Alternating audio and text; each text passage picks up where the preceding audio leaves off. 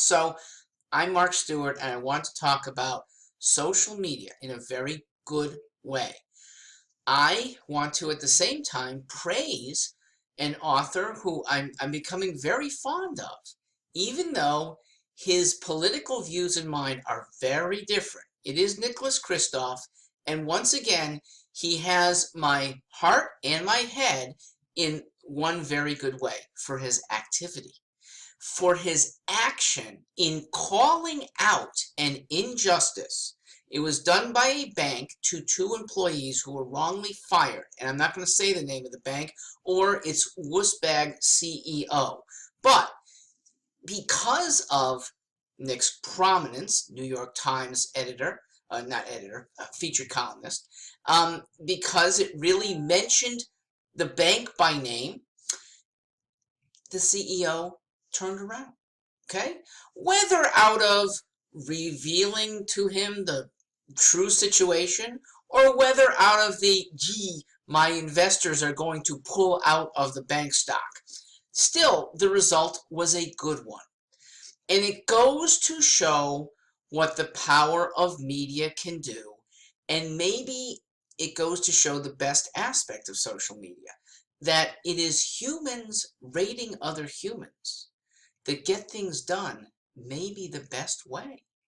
Now, as Kristof concludes in his own article, he says, all of this sounds promising, but indignant columns are not a scalable solution to the problem of labor injustices. Well, now let me give a potentially scalable solution.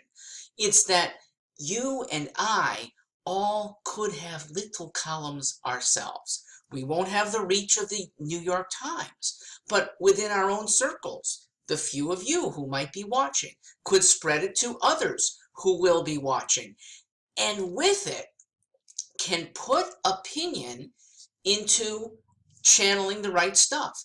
I actually have an app that somebody who is good with patenting should take me up on. It will make you hundreds of millions of dollars. Give me a little tithe. It is a peer ranking system that allows employers to choose better. It allows people to select candidates for college better, and allows people to select what business they want to do with better. It is based on peer rankings, but I think we could do it better.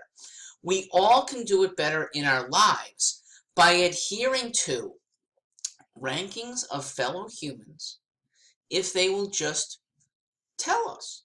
And I do think surveys, I almost always fill them out. And I'm not biased by somebody saying, will you please give me a 10? If they deserve it, they get it.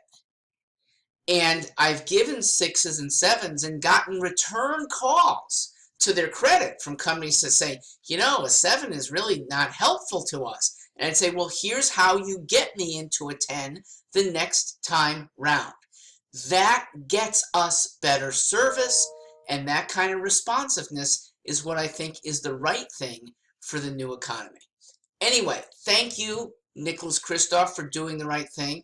Thank you, big bank executive, for eventually doing the right thing. And thank you all for listening, for hopefully continuing this dialogue and exposure to be doing good things for people who do good for you. I'm Mark Stewart. Thanks for listening.